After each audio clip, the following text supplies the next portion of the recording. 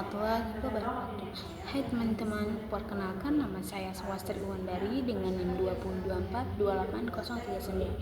Saya dari Prodi Tadris Bahasa Indonesia.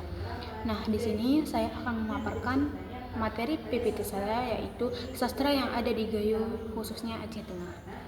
Sastra Gayo merupakan salah satu bentuk karya budaya yang hidup dan berkembang di Aceh Tengah masyarakat Gayo. Bentuknya berupa cerita, syair, pantun, dan pertunjukan lisan yang diwariskan dari satu generasi ke generasi berikutnya.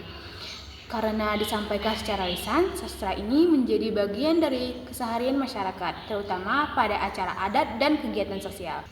Secara fungsi, sastra Gayo tidak hanya dipahami sebagai hiburan semata, tetapi juga memiliki peran penting dalam pendidikan dan pembentukan karakter masyarakat. Melalui sastra, orang Gayo menyampaikan pengalaman, nilai moral, serta pesan-pesan kehidupan. Inilah sebabnya sastra Gayo menjadi media dakwah, media pendidikan, sekaligus penguatan identitas masyarakat Gayo. Selain itu, sastra Gayo berfungsi sebagai alat pemersatu masyarakat.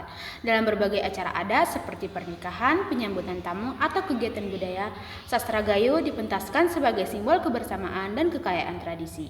Hingga saat ini, sastra Gayo masih bertahan dan tetap dipraktikkan. Hal ini menunjukkan bahwa masyarakat Gayo memiliki komitmen yang kuat dalam melestarikan budaya leluhur mereka. Keberadaan sastra Gayo juga membuktikan bahwa budaya lisan masih memiliki peran penting dalam menjaga sejarah, nilai, dan identitas atau komunikasi antara masyarakat. Jenis-jenis sastra Gayo yang pertama yaitu pepatah. Pepatah adalah ungkapan tradisional masyarakat Gayo yang terbentuk kalimat pendek, padat, dan penuh makna. Pepatah biasanya mengandung nasihat, petuah, atau ajaran moral yang diwariskan turun-temurun oleh leluhur. Dalam masyarakat Gayo, pepatah berfungsi sebagai cara halus untuk mengingatkan seseorang tanpa harus menegur secara langsung. Misalnya, ketika seseorang bersikap sombong, orang tua akan menyampaikan pepatah yang intinya mengajak untuk bersikap rendah hati. Pepatah ini sering digunakan dalam kehidupan sehari-hari, termasuk dalam proses pendidikan anak-anak, musyawarah, atau upacara adat. Yang kedua, tutur. Tutur adalah ungkapan lisan yang berisi nilai-nilai adat, etika, dan aturan hidup dalam masyarakat Gayo. Tutur biasanya disampaikan oleh tokoh adat, orang tua, atau sepupuh dalam situasi resmi seperti pernikahan, musyawarah adat, atau penyelesaian konflik. Tutur ini berbeda dengan pepatah. Perbedaannya yaitu pepatah cenderung singkat, sedangkan tutur biasanya lebih panjang dan mendalam. Di dalamnya terdapat penjelasan tentang bagaimana seseorang harus berperilaku, menghargai orang lain, menjaga kehormatan, atau menjalankan adat.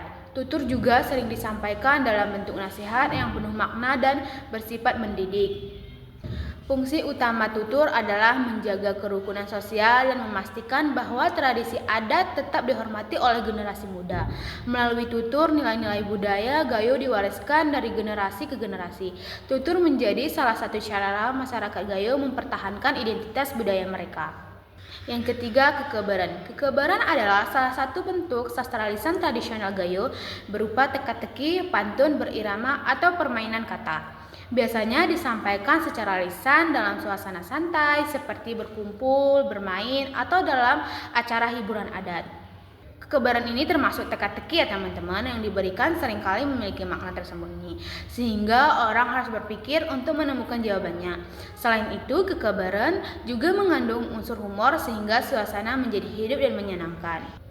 Dalam tradisi Gayo, kekebaran menjadi alat untuk mempererat hubungan sosial. Ketika dimainkan, orang-orang terlibat dalam proses berpikir, tertawa, dan saling menantang secara sehat.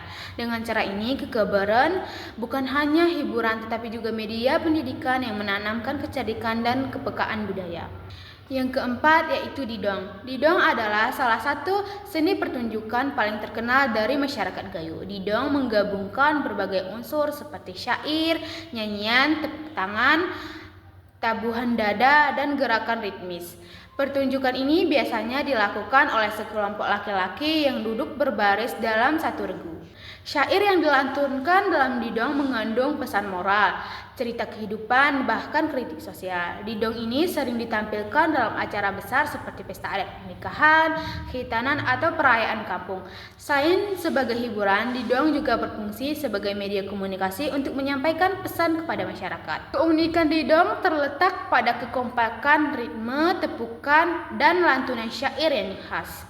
Pertunjukan ini bukan hanya seni hiburan, tetapi juga lambang kebersamaan, solidaritas, dan kreativitas masyarakat. Yang kelima, uar-uar.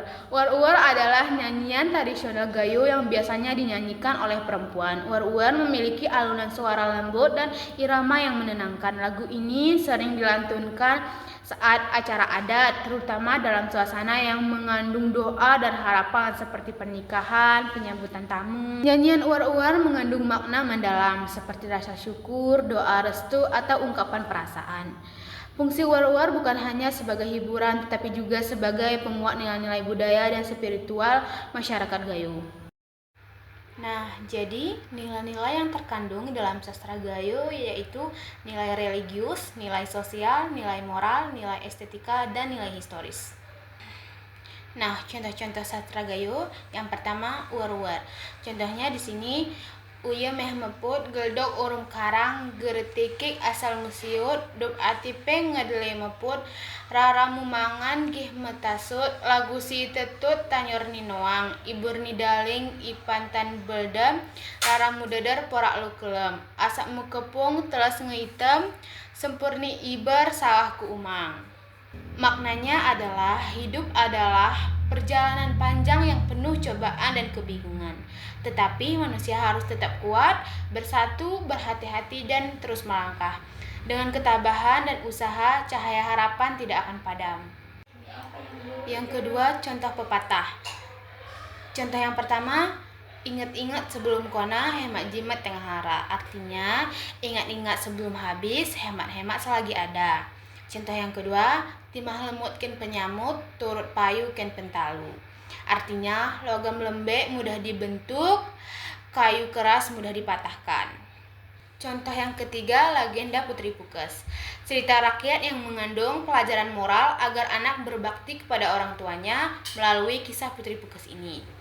Jadi, kesimpulan dari materi saya adalah sastra Gayo merupakan warisan budaya yang tidak hanya mencerminkan identitas masyarakat Gayo, tetapi juga menyimpan nilai-nilai moral dan kehidupan yang kaya. Beragam bentuk sastra Gayo seperti didong, uar-uar, cerita rakyat, dan pepatah memperkaya tradisi lisan ini.